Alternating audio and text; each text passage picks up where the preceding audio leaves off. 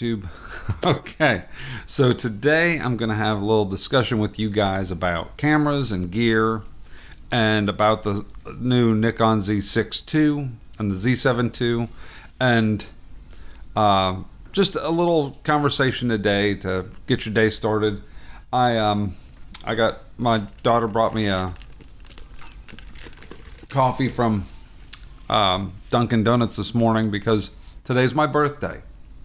So I don't need any happy birthdays, but if you want to leave a happy birthday in the comment below, I'd appreciate it. Thanks. I don't need a happy birthday. Congratulations, I stayed alive for another year. So I guess that's a positive thing. That's something to be very proud of. Anyway, so what I want to talk to you guys today about was I went on a shoot yesterday, photo shoot for this guy. I was about 4 years ago. I was in Jacksonville Park, in a memorial park downtown Jacksonville on 4th of July, and I had my drone, my big unique, not the Q500. It was the H, whatever, the big octagon, the big 6 propeller drone, the big drone, and I was flying it up, trying to get some shots of the fireworks on 4th of July at night. And this guy comes up and he says, "Hey, you flying that drone?" He was all interested in the drone. And he said, because back 4 years ago, not everybody was walking around with little pocket drones like they are now. But so he was, interested in the drone. And he said, "Do you do this professionally?" I explained that I moved from Atlanta and I do this professionally. I do photo and video. And he was all excited, wanted me to come do a photo shoot for him. He was a Christian rapper / poet guy. And he was a really nice guy. Him and his son were out there.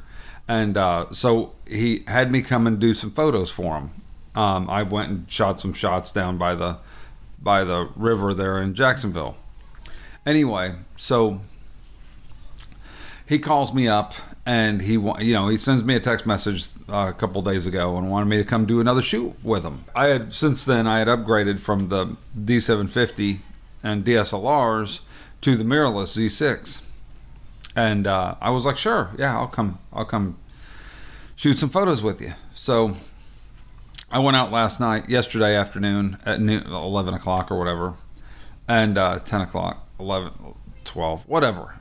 Yesterday afternoon, it was rainy. It was a rainy day, and I decided to go out, and we went out into several different locations and just shot a bunch of different photos with him and his dad and his son. Anyway, long story short, and I know I'm real good at stories, but I realized, and I've known this before, but the most important thing when shooting photos isn't the camera, it's not the gear, because my photos on the DSLRs looked fantastic. They loved them, and it came out great back on the D750. Photos on the Z6s looked fantastic on the Z6s. I've got the Z6 right here that I shot with yesterday with the 85mm and the battery grip, the battery pack thing here. So this is just the Z6, not the Z6II. Not the Z6II. But here, I'll flip it on and show you some of the photos I took. So there's a photo of his dad by a tree. They were out in the woods by a tree. It's hard to see on the back of the screen. But anyway, some photos of them yesterday. So, but the point was I shot it with that camera and the one that I'm shooting with now with the 24-70 f4 on it. I was shooting outside, so f4 wasn't that big of a deal. I did shoot with this 85 to get some nice portrait shots, which is what he wanted, was portrait shots.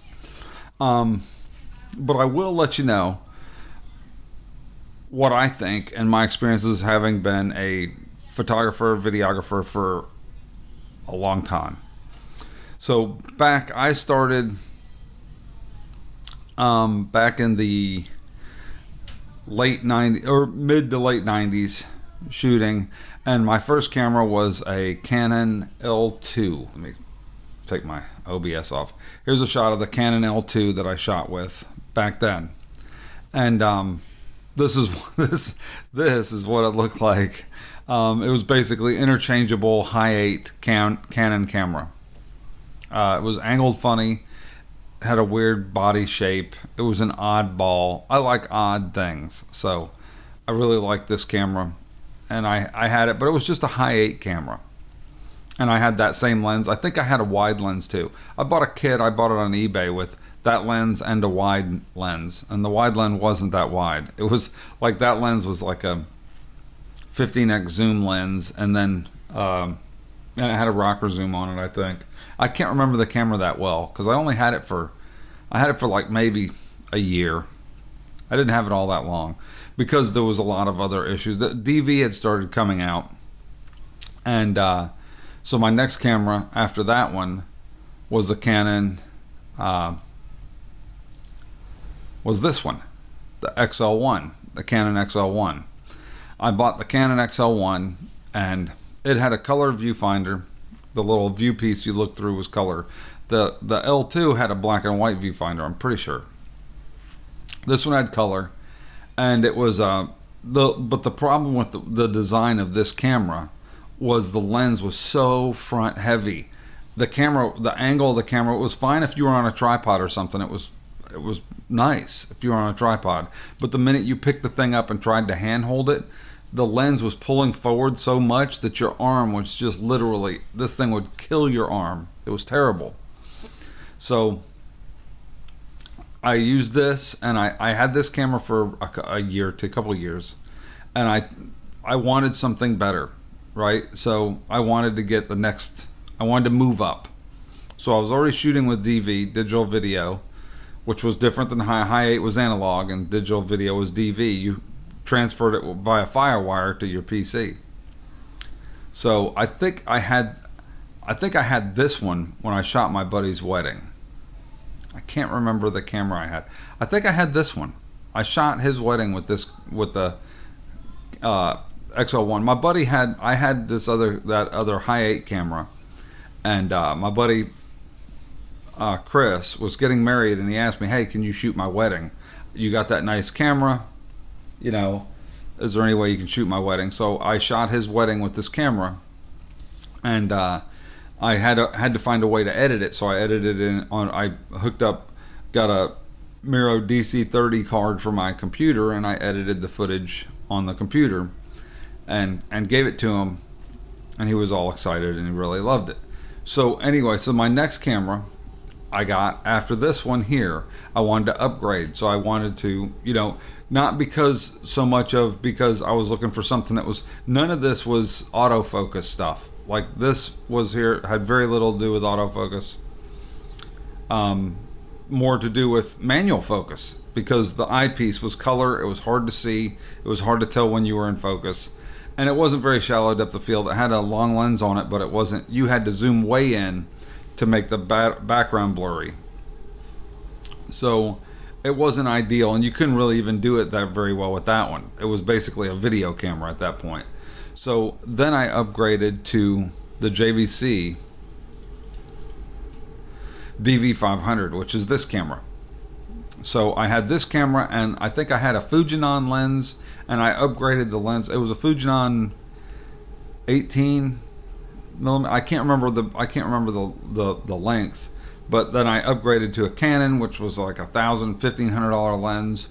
And the battery packs, I didn't have these long ones. I had the Anton Bauer V batteries that went in there, so I bought those, and those were expensive. They were like $500 a battery, and you needed a couple of them because the camera would go through batteries. But the biggest thing for this one, for me with this camera, was it was a shoulder mounted camera. It was a professional camera. You can see it's digital camcorder. It had BNC outs and all different kinds of stuff.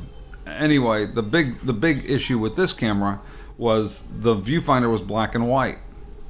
It was, the best viewfinders were the black and white or monochrome, so that you could see when you focused. You had to, this was all manual focus. There was no auto focus on these cameras at all. You can zoom it, but you couldn't focus it. You had to manually focus the camera. So I got one of these, and I shot a bunch of weddings with it, and I really loved it because I could. It was the sensor was bigger, and it would get shallower depth of field. I could get some really decent, shallow depth of field shots if my subject was far enough away from the background. So, but I would have to manually focus everything. So I was constantly had one hand there and the other hand focusing and checking the audio. Had XLR audio in, and I had a Audio Technica wireless thing that went on the back with two antennas, and I had a wireless microphone. I had microphone dropouts and stuff. They didn't have the little recorders one in your pocket very much. They did have a friend of mine told me about getting a mini disc recorder back then. They had little mini discs. It was like a miniature CD looking thing, and you could put, it had recorders. You could put a mic in it and stick it in your in the groom's pocket. It was pretty heavy. The thing was like they were like this big and this thick, and they were heavy, and you could still put it in the groom's pocket, but it would weight down. You could see it in his pocket. If he had a tight jacket on, you could definitely see the mini disc recorder. It was heavy. And put a lapel mic on them and do it that way. So I had this camera, and I shot many weddings with this and many events. And then a buddy of mine had the Sony VX1000, I think it was, and we would shoot together, and my footage looked better than his, but his was more convenient. He could run around with the camera a little bit easier. It had autofocus that did okay, like it would focus. He did a lot of focusing manually still. Even on that camera, it was mostly manual, but it did have autofocus. But we weren't really worried about, I wasn't worried about autofocus at that time. I was more worried about being able to get focus with the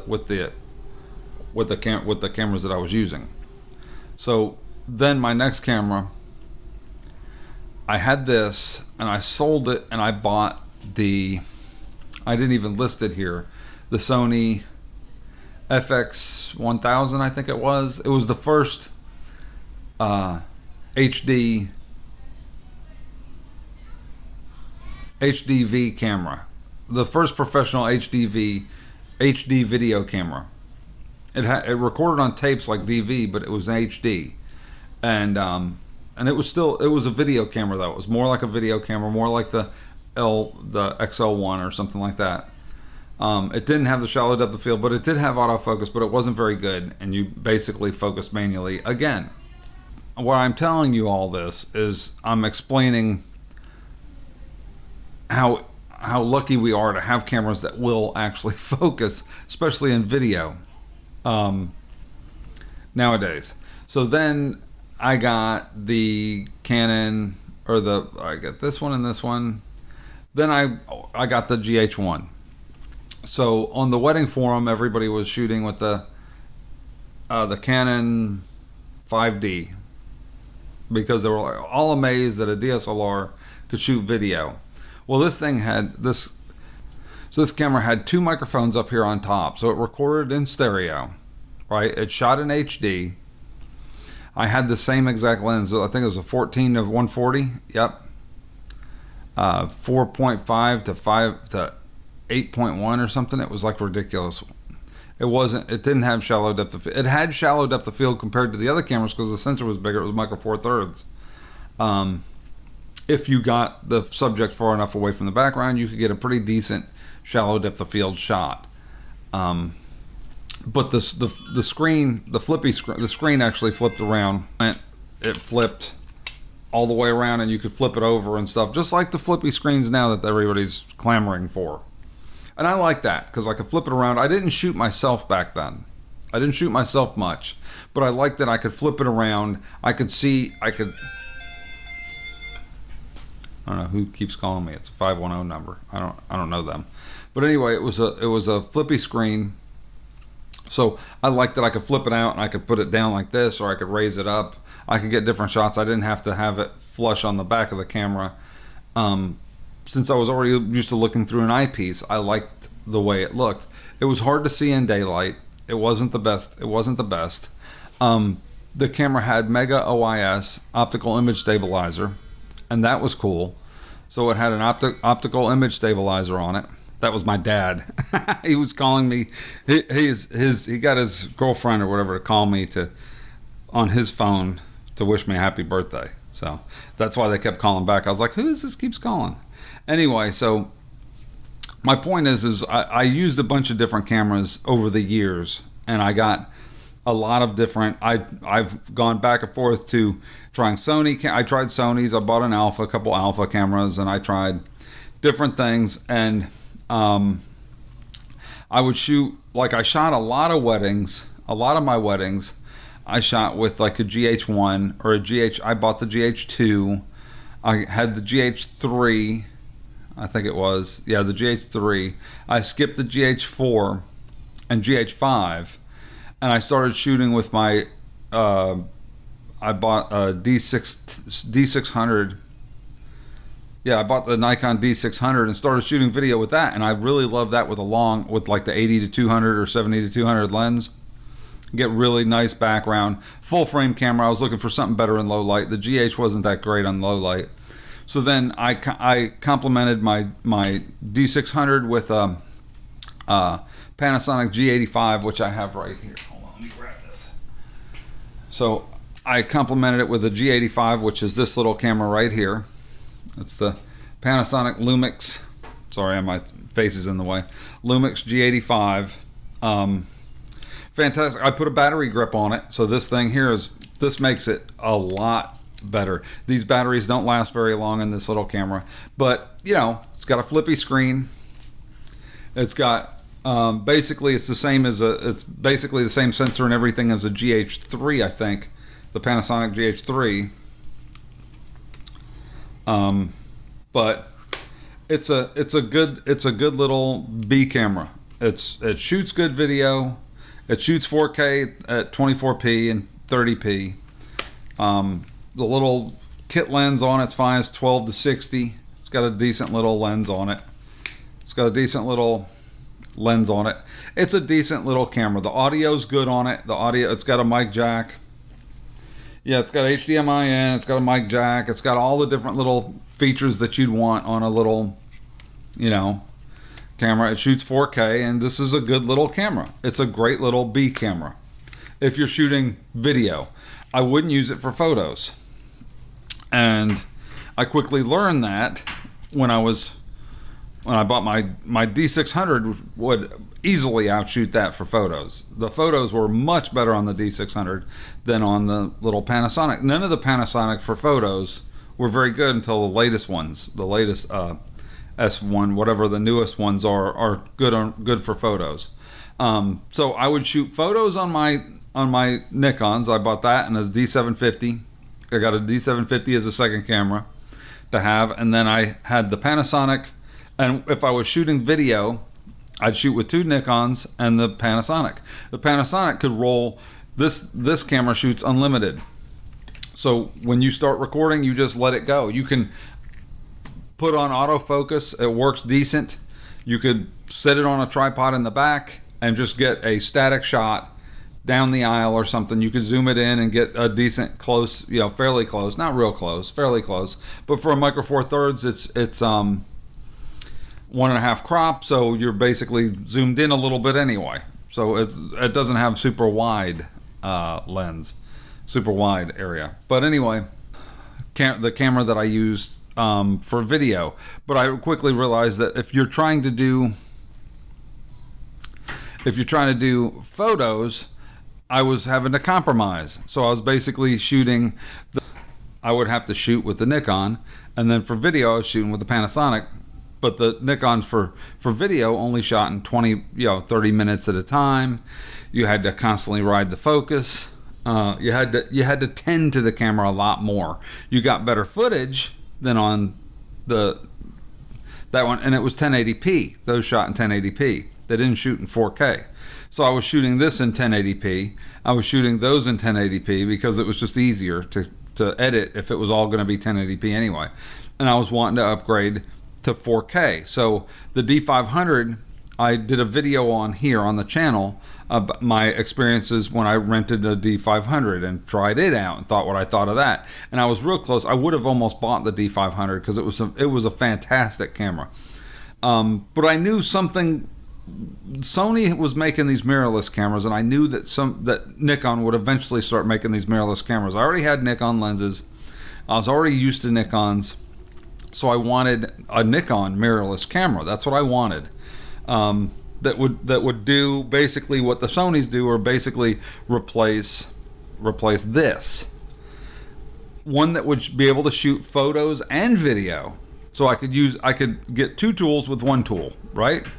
So you got to do what's working best for you. I was doing a lot more photos than I used to do, because I was doing a lot more. See, there was a time when you always had, for weddings, they would always hire a photographer, and then later on, if they had the funds, they would hire a videographer.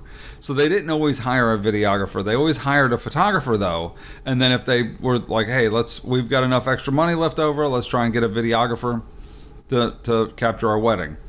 So it was one of those things where, most of the time you just got photography, and then once in a while you get videography.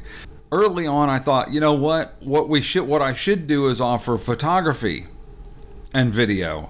And I'm one of the rare people back, like, just 10 years ago, that said, hey, I'm shooting video, I'm shooting with DSLRs, why don't I offer photography? Usually it's the other way around. And in a lot of cases, it started becoming the other way around, where if you were a photographer and you're shooting photos,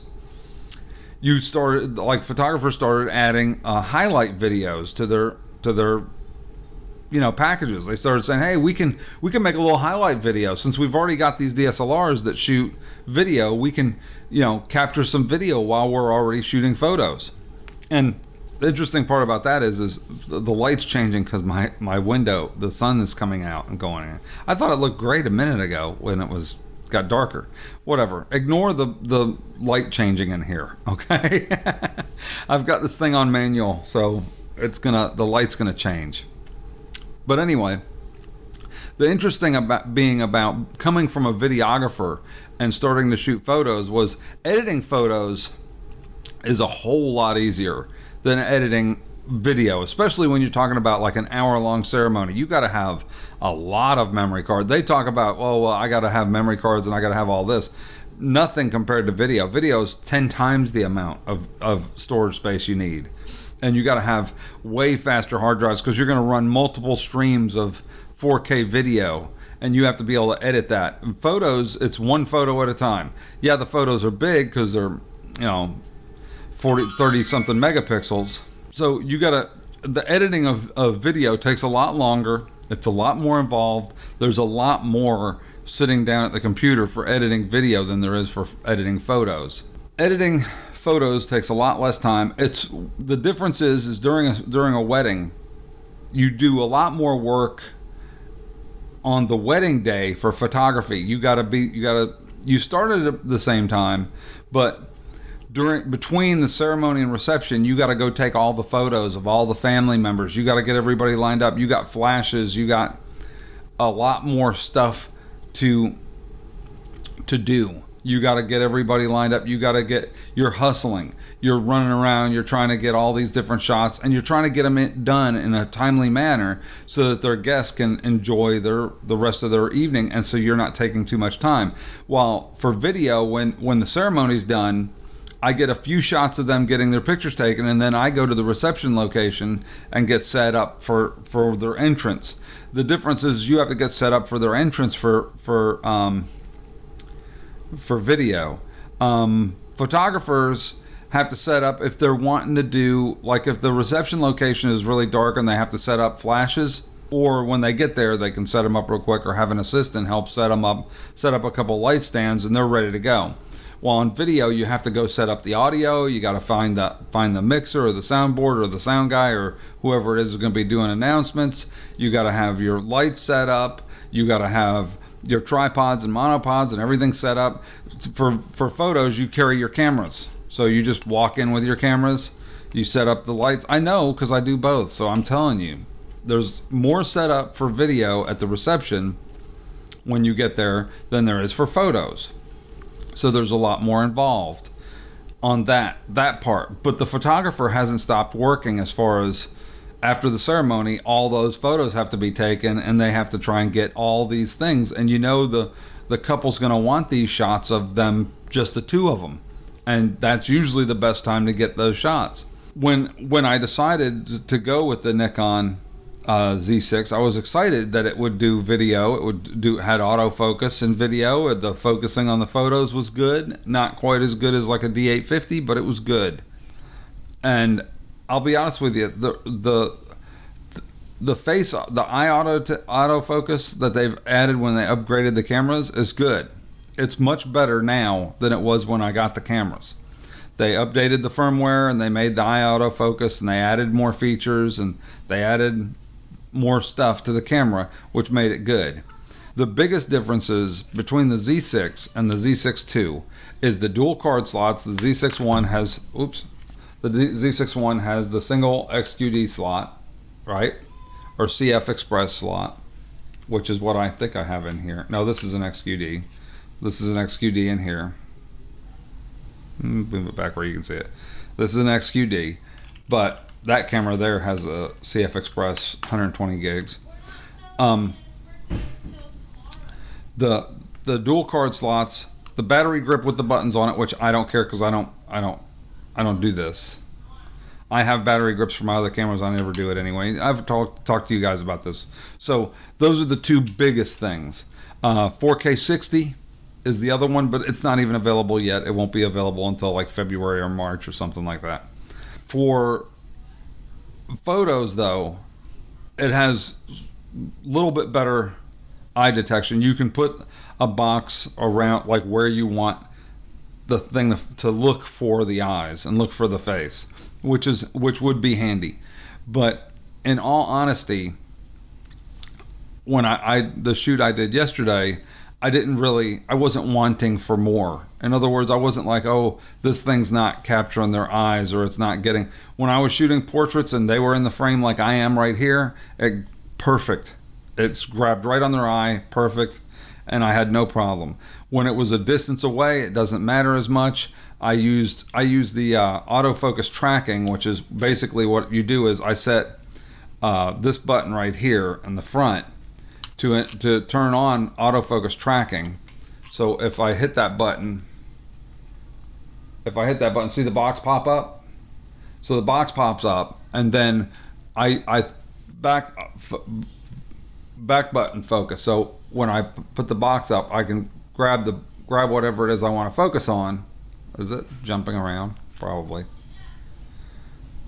So when I hit the button in the back, it grabs whatever it is. So right now it's not grabbing because it's not seeing stuff. It's looking at the back of the room.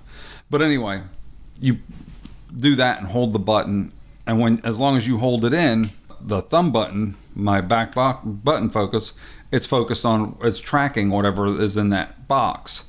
So you can basically, you turn it on and puts the little white box, and you put that box over what you want to focus on, then you hit the focus and you move it back and it stays focused off to the side on whatever it is, and it follows that subject around.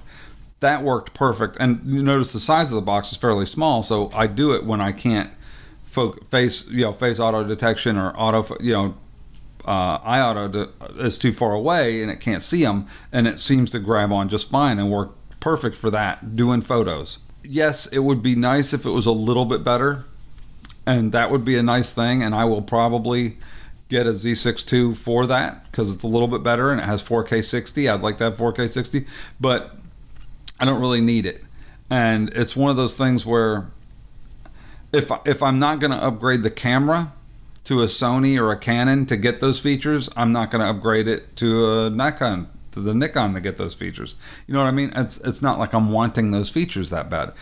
Yes, I'd like to have them. It would be nice to have those features, but it's not hurting my business right now to shoot the way I shoot.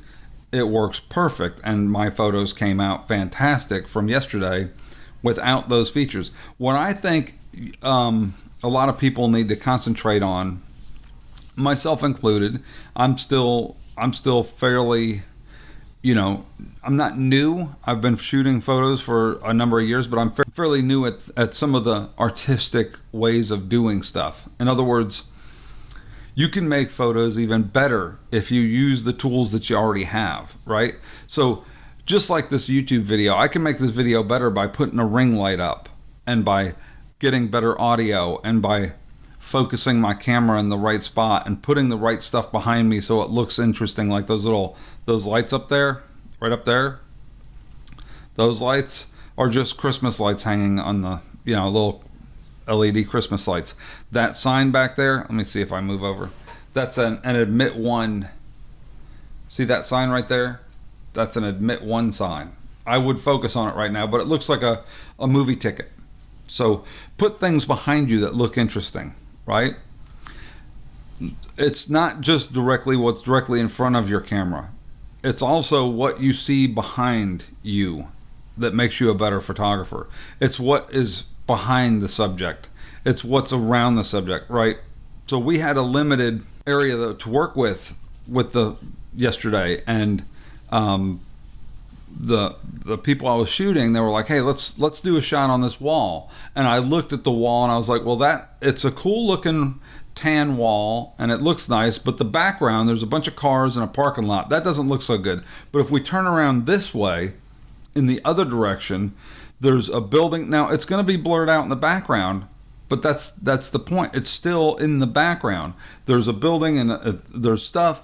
It's a more interesting background behind you, even though that's not the focus point. The focus point is you. But still, if we turn around and go this direction, it looks better behind you.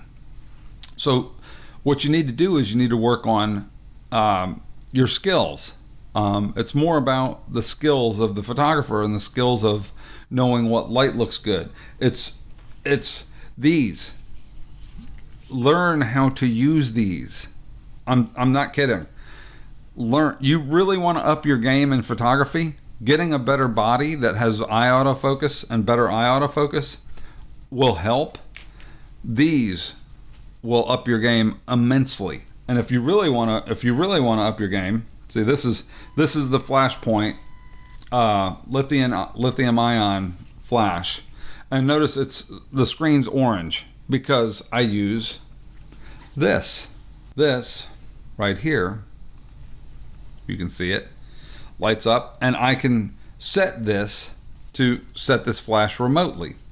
So in other words, this is on top of the camera, and I can look on the back and go, okay, I want a little bit more flash in this direction. I want a little bit more flash in that direction. I want to brighten that flash up behind them instead of having to walk all the way past them, go over there, take the flash, manually set it up, turn the flash up, right? Turn the power up, change the zoom level, whatever it is I want to do. Instead of doing that and walking behind them to do that, I do it right from here with a dial. So I just go, okay, that's group A. I'm going to turn up group A to it's on 1/64th. I'm going to drop it down to 1/4 power. So now I've just made that flash at 1/4 power, even though I'm not going over there to it. And this goes a long distance. It's not like right, like 10 feet away. It's 50 feet away from me, and it's flashing behind them, or it's flashing from the side, and I've got another flash in front on this side. It's modeling the light around the photos that make the photos more interesting. What I'm getting at is take the tools that you already have and learn from them. But spend a little bit of money. If you want to spend money on something, you can go buy a new camera. And that's great. If you're shooting with a DSLR and you've been waiting to get you've been shooting with a D600, you've been waiting to upgrade to the Z series, but you didn't like that it didn't have 2 card slots, which the little old 600 has. You didn't like that it didn't have a battery grip, which the 600 has. And so you were like, I'm gonna wait. So if you're just now moving to it, go ahead and get a Z6II with the battery grip and the extra card slots. And now you've satisfied more of your needs on that you already had for the 600, that you already had with the D600, but now you have the other features. But if you're already shooting with a mirrorless camera, you're already shooting with, or if you're happy with your D6, if you're fine with it, learn to use these. You learn to use these, you learn to model light and use these, and it will up your photography game like a bazillion times. Not even a little. You're like, your photos will come out and they'll be popping. You'll be like, wow, I can't believe I took that photo. That looks amazing. Like, your photos will go from, that's a really good shot, I'm a natural light photographer or whatever, to wow, look at that, look how that looks. That looks fantastic. That really looks amazing now. And that's where the important thing, that's what I'm trying to get at. That's why we're having this conversation here today. That's why I'm talking to you guys about this. And I also wanted to bring up one other thing, and that's the Nikon haters that are going out there, and they're, I mean, I get it. You know, I've had this conversation in my other videos, the Nikon hater video, one of my previous videos, but they're seeing that Nikon's dumping their pocket cameras, the whole entire pocket camera line, the little point and shoot cameras. I'm surprised they kept them this long. There's absolutely no reason to get a pocket camera when most people are walking around with a phone that takes perfectly good photos. I've shot perfectly good photos. I will carry this phone with me everywhere. I've got it with me already, and I'll take photos with that rather than getting out the Z6. But when I get ready to do shots with the Z6, you know what makes, I'm going to tell you right now, what makes this way better than this, and better than any one of these, what makes them that much better isn't the larger sensor. It isn't the higher quality glass. Although that in itself, the two cameras are pretty close. You know, you can, with the technology today on these cameras, on like the new iPhone and stuff, the compute photography that it does to blur the background, it looks really good. They look really good. The difference is this. Again, the difference is this. Two of these, and this remote, being able to flash photography and set remotes off and set the flashes where you want them, and to light certain things and to model your light, this will never replace that. It will never replace it. It won't replace I could take a D500 or a D600 and put in a couple flashes and put some light stands out there with some flashes and set some modifiers and set some different things to modify the light, and boom, the pictures look 1,000 times better. Not just a little bit better, but 1,000. You cannot get that photo with this camera. There's absolutely no way. Now, if the light is nice, it's the golden hour, it's the time when the photos are going to look good no matter what you take them with. Yeah, side by side without the flashes, it's pretty hard to tell some of these new phone cameras from those cameras. But the minute you add in flashes, and the minute you actually take your photography to the next level, and the next level isn't a Z6II or a new Sony or a new body or a new lens, the minute that you've realized that the difference between a professional photographer and somebody with a decent camera, be it a photo camera or a DSLR or a mirrorless camera with a $2,000 lens, the minute you realize that the difference is the flash, is the minute that your photos will start looking way better. And I'm telling you, it's night and day, the difference when you start flashing your subjects and using the light, when you start using the tools that are fairly affordable. I think this flash is like $150 or something. It's not real expensive, but it's got a lithium ion battery in it. It's got a big battery pack, and what that does is it allows the flash to go off multiple times very quickly. So with a fully charged battery, I can see the flashes. I can click it as fast as I click it, and the recharge on it's instantaneous. That's the flash going off. the recharge on it's like almost instantaneous. So you can take boom, boom, boom, boom, boom, fast flash photography with that, with the lithium ion battery. The AA batteries in the flash, it's got a longer recharge time before the flash can go off, depending on the power of the flash. There's a lot to learn when it comes to using flashes and using flash photography. Anybody can be a decent natural light photography if you have a good eye and you say, okay, this is the light's coming through the window, I can get a shot from here. See, I was already doing that with video because we didn't go around with big lights and shine our lights in a certain way. You were shooting a bridal prep, you put her by the window so that you can get an angle from the window and get the light, use the light that was available to make the video look nice. We did that already. But the minute that you figure out, hey, I can throw a flash over here in the corner and put one and light the background with a separate flash with a gel on it or anything like that, change the background, change the flash, change the light, then you've become a professional photographer. And that's the difference between a camera photographer that knows how to use a cell phone, which everybody knows how to use a cell phone. Come on, everybody's got a cell phone. And somebody that just buys the latest gear because, hey, this camera here's got, you know, it can take, you know, it can eye autofocus on everybody's eyes perfect from, you know, while they're running at me, to somebody that actually has taken the time, learned the gear, learned the stuff, practiced. It takes a lot of practice to get this stuff right, to go through, set all these things up, know what looks good, how much light I need, how much light I don't need, where can I splash this light, where can I add some fill light to make the pictures really pop out and really look nice. Anyway, that's my rant for today.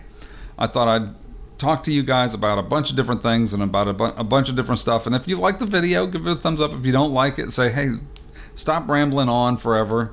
There's enough people out here on YouTube that just ramble on forever, and I'm one of them. So thanks for watching, guys. I hope this helped you a little bit. Really go out and get some flash controllers. These are both the flash points. These here are the flash points that they sell from Adorama. It's good stuff. It's Godox or whatever. I think it's Godox. You know, it's decent. Get some decent ones. Make sure your batteries are charged, and go out and practice. You want to become a better photographer? Get the gear you already have. I don't care if it's a $200 eBay, you know, D3000. Practice with it. Get the flashes. Spend the money on the flashes and learn how to take pictures with it, and learn how to use these tools. And you'll make much better pictures than you could ever take with this camera, with this phone. Much better. You'll be like, wow. You know, you'll take pictures that you're like, wow, these are amazing. Anyway, I'm out. I just thought I'd give you guys some information, talk to you guys about some of this stuff, and I'm out. Thanks for watching, guys. See ya.